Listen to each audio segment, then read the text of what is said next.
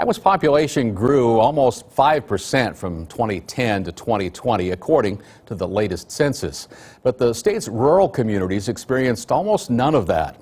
That includes Everly in northwest Iowa, where a new effort is underway to make sure the town of a few hundred isn't forgotten. How they're getting that done in this week's edition of Siouxland Stories. The welcome sign that stands just outside of Everly, Iowa, is slowly fading away.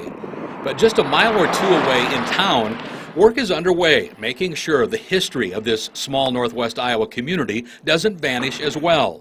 I don't think we really knew what we were going to come across when we started. You know, when a small town loses its school, some of the town's identity kind of goes away with that. Determined not to let that happen, Gokin and a group of community members started a push to find, catalog, and display the history of this now shrinking town. And at the center of it all, basketball state tournament trophies won by the girls' basketball teams in the 1960s. Cindy Fliss was on the 1966 team that won it all. I think it's important. I mean, this is part of this town's history.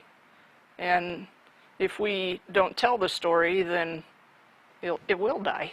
Today, that state championship trophy and several others won by the Everly cattle feeder teams are on display here at the Everly Heritage Museum.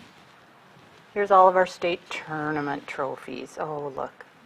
They got bigger as we got better. When you imagined these wonderful trophies sitting in somebody's barn somewhere, you know, that was kind of a scary thought. Gokin was on Everly's 1968 state runner-up team. Everybody knew who the cattle feeders were. You know, in 12 years we went, 10 times to the state tournament. Everly from northwest Iowa is unbeaten. And playing in that game against Union Witten, that was absolutely crazy. I never heard the crowd in any other game, and that game, it was just nuts. Opened in November after nearly 3 years of work, the Everly Heritage Museum shares more than sports stories. A lot of very interesting, very historically significant to our community stuff that's been in people's attics and in their storage sheds and their basements. 1,900 items, and unlike the town itself, still growing. The stories that they come in with have just been unbelievable. The history being shared just as incredible. We've got one corner of the museum that is going to be strictly for military. Larry Dillingham was a 3-star Brigadier General. Willard Spangler was in a bomber in World War II. When his plane was hit, he managed to fly the plane long enough for the last remaining crew member to parachute out of the plane before it crashed. Then he was captured a day later and spent the last about 6 months of the war as a prisoner of war in a German prisoner of war camp. In July, the fire department turned 100 years old, so we put a display together of all their stuff dating back, pictures and members of the fire department.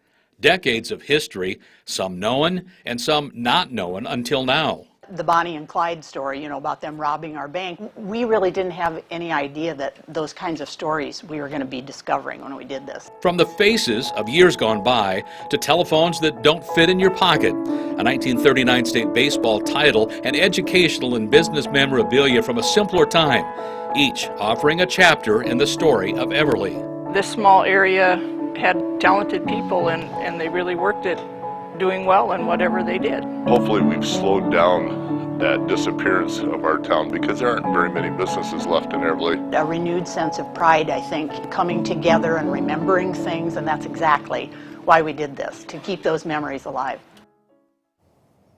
And if you'd like to check out the museum during the winter, the Everly Heritage Museum is open Tuesdays and Saturdays from 11 until 3, and you can learn more by liking the museum's Facebook page.